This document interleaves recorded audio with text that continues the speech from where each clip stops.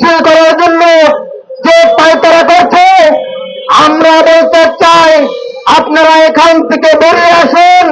তা না হলে সারা বাংলাদেশে ডিপ্লোমা ইঞ্জিনিয়াররা প্রায় 12 লাখ ইঞ্জিনিয়াররা যদি মাঠে নামে, তাহলে আমি বিশ্বাস করি এই বিএসসি ইঞ্জিনিয়াররা তাদের কর্মস্থল এবং ছাত্রস্থলেও থাকতে পারবে না এবং রোডে বেরোতে পারবে না।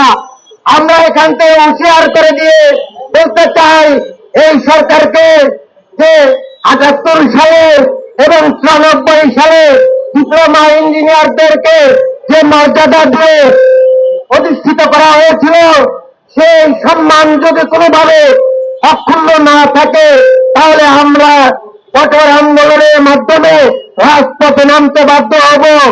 এই আশার আহ্বান ব্যক্ত করে এই